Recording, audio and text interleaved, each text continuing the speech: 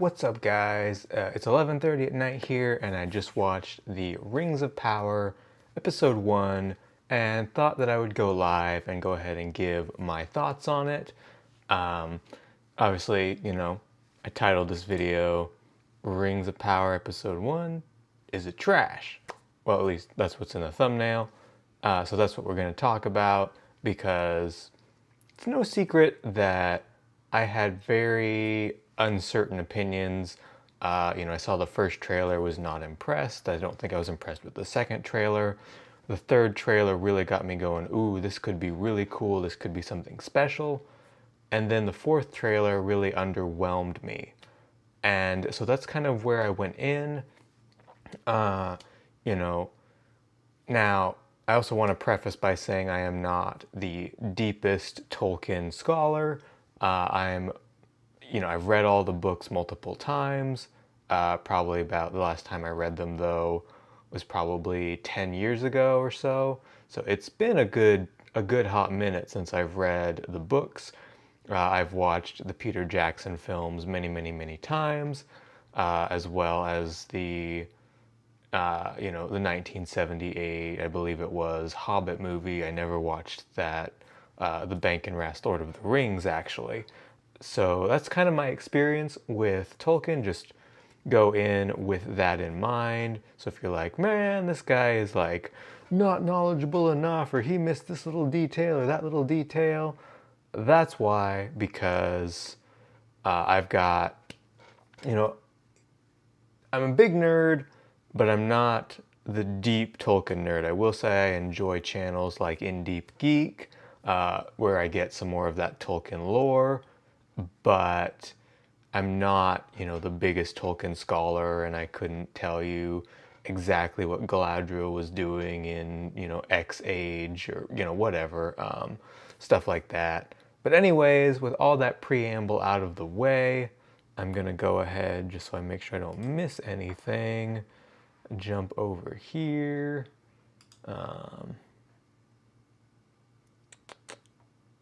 Let's see.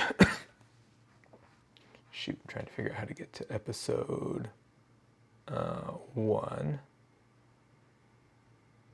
Let's see, let's go back. Watch Rings of Power.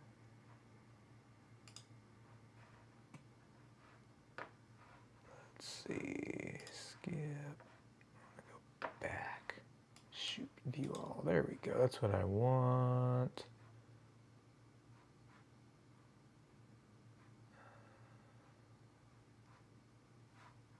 Gosh, no, it's not. I'm so sorry, guys. I'm gonna have to cut this out because I thought it would be really easy to get back to episode 1, but it seems not. Oh, episodes, okay. I'm dumb. It's all good. Just want to make sure. Oh, yeah.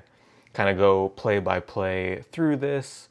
So we open up on this nice, beautiful scene with, oh, of course, I'm recording, and so it's not actually going to let me watch this because Amazon gets really, really freaking weird about making sure that you don't screen record anything ever. Kind of frustrating and strange. But I can still kind of go through on the small scrolly through thing, which is cool.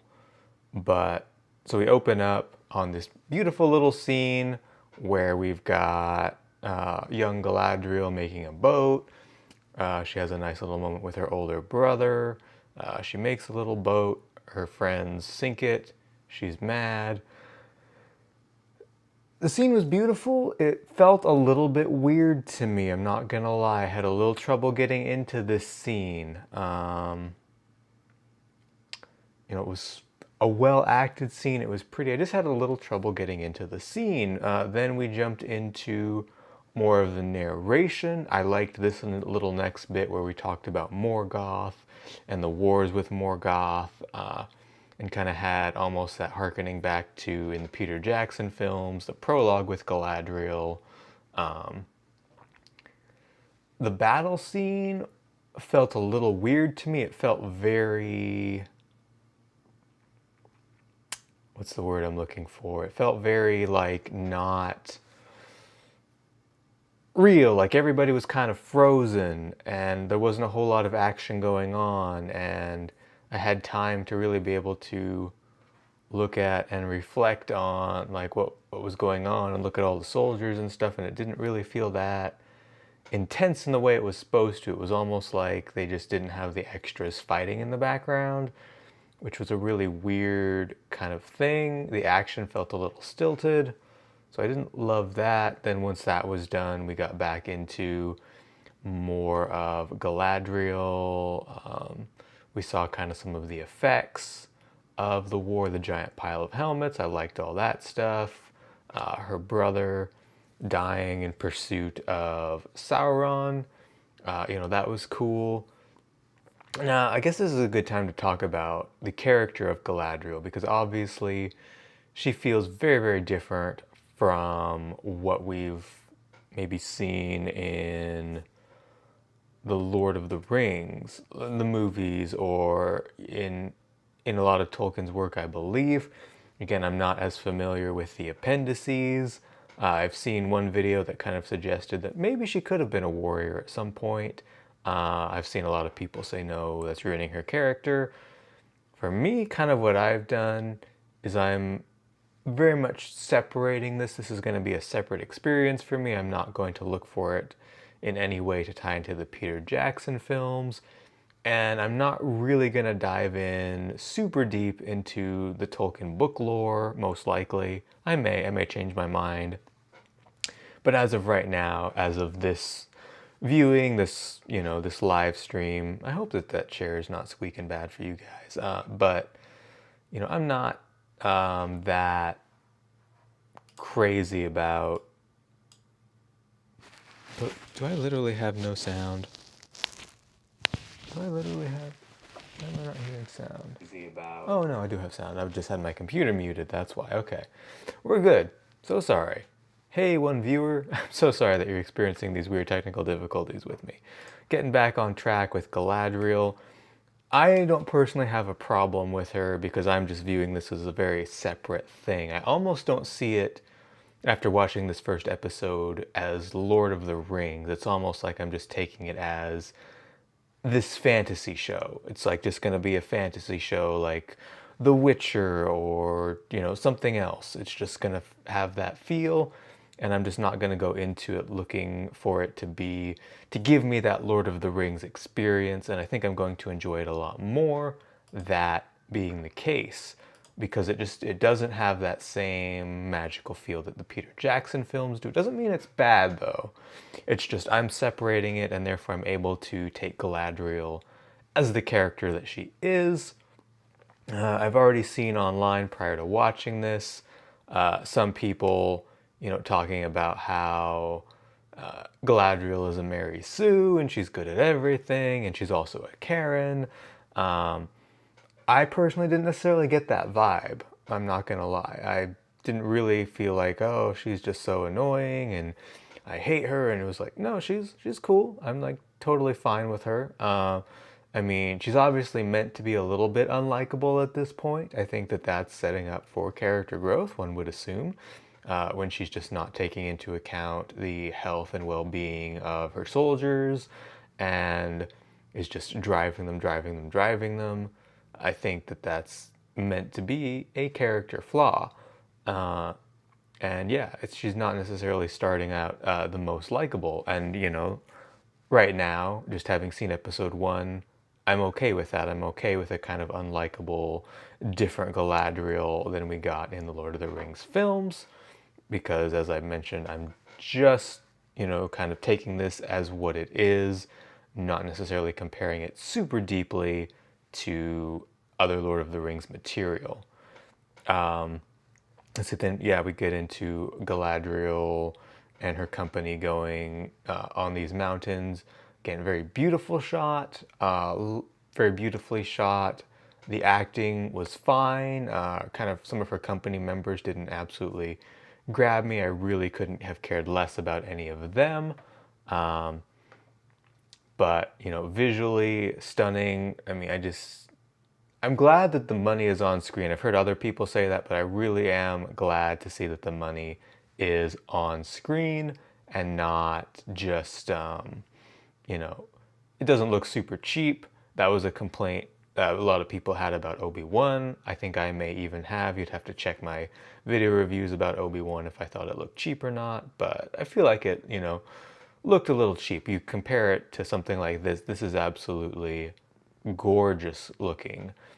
In the trailers, I complained about the armor. In the show, I haven't had any trouble with the armor or things, looking weird or off too much. We kind of got, the little scene where they find the little table, the messed up orcs. Then we have the troll fight. The troll fight started out looking good. He's throwing stuff around. I did feel like Galadriel did beat the troll way too easy. Like there wasn't enough going on in that fight. It was just kind of like wham, wham, wham. It felt like it was maybe shot a little weird. I don't know if maybe they didn't quite get all the elements they needed and just had to make it work. And, that's what it was. And if that's the case, hey, it is what it is. But I was not overly impressed with that action scene. I feel like actually the action is the weakest part so far, which is really interesting because that was a really strong suit of the Peter Jackson films. I feel like the character work here overall is pretty nice. We've got the introduction of the Harfoots. I don't hate the Harfoots. I didn't immediately fall in love with them. In the trailer, I complained about Mr. Mutton Chops. He's kind of growing on me, seeing him actually act. We're not seeing the Harfoots as absolutely filthy like we did in one of the trailers. So I'm like, okay, I can deal with that. That's totally fine. But I did kind of enjoy, again, this is kind of really in the episode where I chose, I'm just going to divorce this from Lord of the Rings, the movies, the books, when they had kind of their pop-up village pop out, it was fun to watch, but it felt very not Lord of the Rings. So I'm like, okay, I'm just gonna not view this as a Lord of the Rings thing. I am just going to view this as a fantasy show, take it for what it is, and enjoy it for what it is. If I enjoy it or if I don't like it, not enjoy it. Thankfully, this is far enough back in time from the source material and stuff like that, like the Peter Jackson films, as well as the Tolkien's actual works. This is far enough removed that that's okay to do that.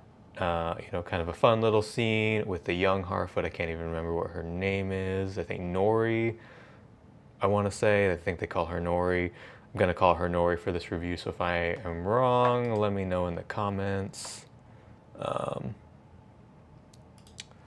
Hey Jake, let's see. I thought that the general pacing was a little bit off strange. I definitely actually agree with you on that one for sure, that the dialogue was a little stale at times. I also agree with that. I feel like there were a few lines that really kind of took me out of it a little bit. It was like, I don't know, this just didn't, felt like I was pulled out just a little bit by that dialogue. I do think it captured the spirit of Middle-earth, much like the original trilogy. That one I was kind of, the jury's still out on for me as far as that goes personally. I feel like maybe it captures a little bit of a different spirit of Middle-earth. It doesn't feel the same as the Peter Jackson movies for me. So we'll kind of see how I feel about that. But, that's kind of where we're at with that. Appreciate the comment, Jake. Love all the comments. If I'm getting any more comments, I totally welcome comments, welcome discussion. Love that, love to see that. I don't interact with a lot of people yet because my channel is small, but absolutely anybody who comes in, more than welcome. Leave a comment, I will get to it, I will discuss it. So yeah, so then we've got the Harfoots. We get their little scene with the berries, that's kind of fun, kind of a cute little scene. Let's see. Then we jump back over to Elrond and Galadriel. They meet, they have a discussion, they're friends, um, and Elrond wants her to kind of like chill out. Apparently, he's kind of a politician right now, and he's kind of trying to help smooth things over with the king. That's cool, but she's not in the great graces of the king, and you know, then they kind of have like plain speak. Then we get some more Harfoot stuff, kind of some little character building moments. There's a big ceremony with Galadriel and her company. They all get, I'm so sorry, my brain just had a moment. They all get like crowned and honored for the years and years that they searched for Sauron, and it's announced that they will go to the Grey Havens. And Galadriel's not into it. We find out, she still has her brother on her mind. We have that other scene between her and Elrond. That's great. I overall enjoyed kind of this stuff going on. Let's see, kind of talking about, Galadriel thought she was going to die next to the carvings of her brother and stuff like that. She thought that she was going to join them essentially. And then let me shift this over. Sorry that I'm like not looking into the camera a lot. I'm looking at what's going on here. Let's see, blah, blah, blah, blah, blah. We have that. Then we get introduced to Arendelle, I think his name is, something like that. Our other elf guy, who's an original character here. He's in a town that seems to be made up of men who were loyal to Morgoth, and he's got kind of a Beren and Luthien or a Aragorn and Arwen thing going on with this human girl. It's interesting that they kind of like flip that a little bit. I'm not really totally sold on them. I'm not sure if I'm totally sold on his acting. We'll see. Again, first episode. I'm somebody who naturally tends to be very charitable, which I'm sure hurts my channel because it's really the people who hate on everything who get all the views. That's okay. But I tend to look at things in a much more charitable light most of the time. So we'll see kind of how his acting goes. It felt a little stiff. I think maybe it was meant to feel stiff. That may just kind of be how they're kind of portraying him and the elves. He has a conversation with this other elf dude who's like, bro, I can see you're like checking that chick out. And then they're interrupted. We find out they're leaving. He's bummed out about that. He has a conversation with his commander, who, basically is like, yeah, these men are all evil. He has a little bit of a different opinion about that. Then he goes and talks to his love interest again. Don't remember her name. He's kind of trying to say that he loves her and cares about her and just can't with words. And then there's a knock on the door. We get a farmer with a super sick cow. They do a nasty thing where he like squeezes the udder and like just this black pus kind of stuff comes out.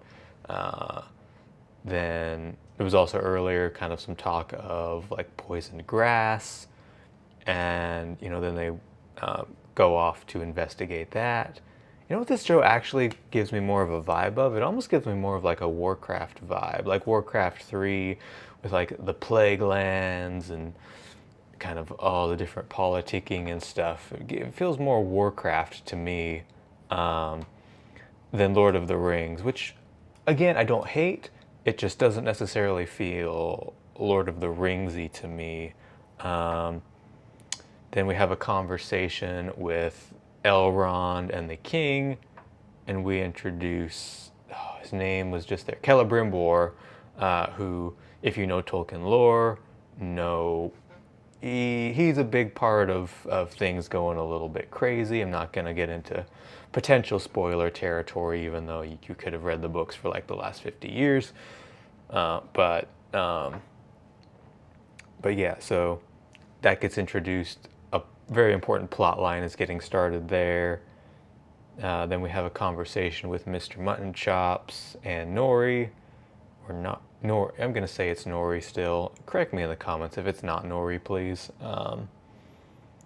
And then we kind of have a little conversation, almost a little fight between our big strong elf guy and his love interest about if the men of the town they're going to are evil or not. And then they get over the hill and the whole town is on fire. Then we get this kind of very interesting ethereal, I actually really liked, kind of entering the Grey Havens type thing, where Galadriel was really having to make a choice: is she going to enter the Grey Havens or not? And it was a very beautiful sequence. I actually really enjoyed it. I loved seeing kind of almost like that heavenliness and like, okay, this is like where you pass and you don't return. I loved kind of the de-armoring and how she was kind of unwilling to let it go. And then she jumps off the boat. Very beautiful sequence. I really enjoyed that. At this time, we've also got the meteor, which felt very much Game of Thrones season 2, or even The Walking Dead. I forget which. I want to say season 9 or 10, where it started with like the satellite falling, kind of that motif of connecting all these different characters with this big event going on. And then the show ends with Nori finding some dude like in the burning rubble. I don't even know what's going on with that.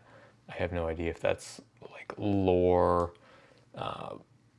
accurate, lore related, whatever. So that's kind of what happened in the episode. So what are my thoughts? Obviously, it doesn't necessarily totally feel Peter Jackson, Lord of the Rings, but I don't hate it. In my thumbnail, my question was, is this hot garbage or is this trash or whatever, however I phrased that. No, so far it's not. So far I'm intrigued.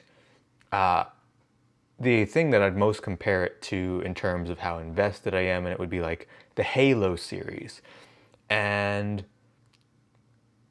I really didn't like the Halo series by the end. It was very disappointing.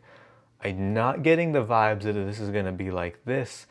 I am aware all of us are hyper critical because Lord of the Rings is such a big thing. It's like every time that we review a new Disney Star Wars show, it's like we are watching it with a fine-tooth comb, or if it was something else, like say The Witcher, for example, or a Warcraft movie, like the Warcraft movie that came out a few years ago. We're not necessarily watching it with such a fine-tooth comb because it's not something we're as deeply familiar with or that's so ingrained in our culture.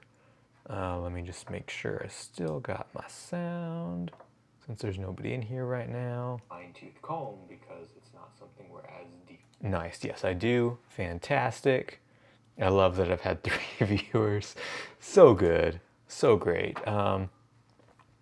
So am I intrigued to keep watching? Yes, I am.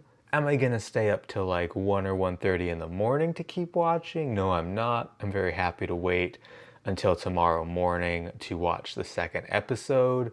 So that's, not necessarily a great sign of how amazing I feel like it is, but at the same time, I'm not hating it and I think I'm gonna have fun. Do I think it's gonna be as iconic as the Peter Jackson films? At this point, no.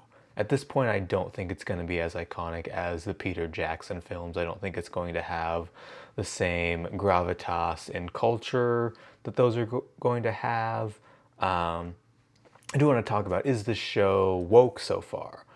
So far, I haven't gotten the woke feeling. My kind of woke radar has not gone off. Some people's might, some people who are more right-leaning, shall we say, probably are going to be annoyed by Galadriel just being a strong female character who is really good at stuff, or at one of the elves being black, kind of that main lead dude elf who's not Elrond, kind of the new character, Arendir or whatever. Arendir, I feel like. I'm going to say Arendir. him being black. Some people might be bothered by that, but what I haven't seen, and the stuff that really bothers me, is kind of shoehorning like actual modern politics into dialogue, things like that.